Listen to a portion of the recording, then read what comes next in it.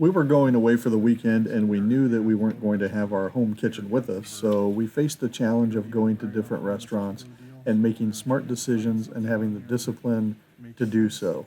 So the first place we went to was a steakhouse called Alamo Steakhouse.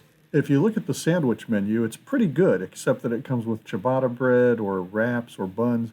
Ask that they don't provide those bread items, or if you don't want to do that, you run the risk of facing the temptation if your sandwich does come with it and you have to put it to the side. I did order off the chef's special, but look what I avoided. Salsa, rice pilaf, barbecue sauce, hand breaded.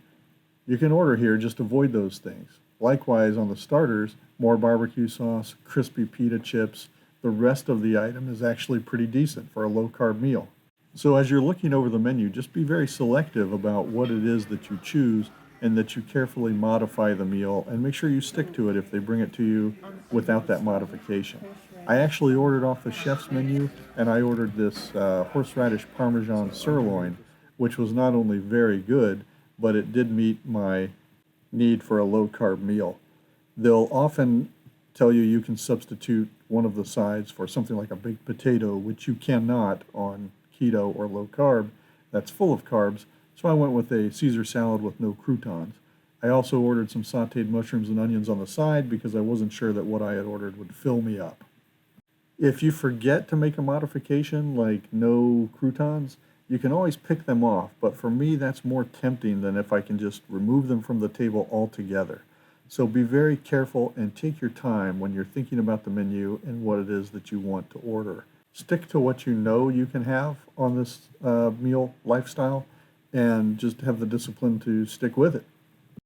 Every step of the way, you're going to face temptations. You have probably, like myself, years of conditioning to eat all those sweet and heavy carb things, and it's really just a matter of being patient, doing some research, look at the menu ahead of time if you can, and have a good idea of what you're going to order.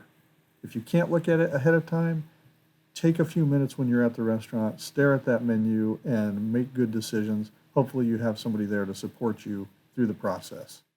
And don't forget to say goodbye to those Andes mints they're definitely going to bring you. One of the easiest go-tos is soup and salad, if you can make those modifications to it. In this case, we're having some French onion soup. We asked them to not put the croutons in it, and that worked out really well. And we each had a salad. I had a big chef salad with turkey and bacon, ham, eggs, cheese, and full-fat dressing that was fantastic.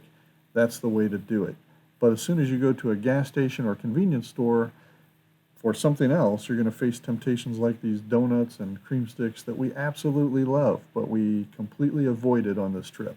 If you're using an app like Carb Manager, which we do, you'll see fajitas are all over the place. Just make sure you order them with no tortillas, and when you go to a Mexican restaurant, do not order the chips. Tell them right away as soon as you sit down you don't want the chips.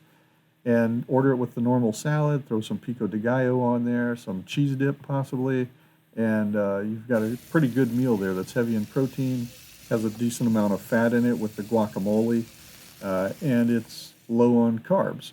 So that's a quick and dirty look at some of the choices we made when we went out to eat. I feel confident that we could continue doing that, although you face a lot more temptation than you do when you're making your meals at home. Let us know if you think we made the right decisions. Do you have the willpower to do what we did? See you next time.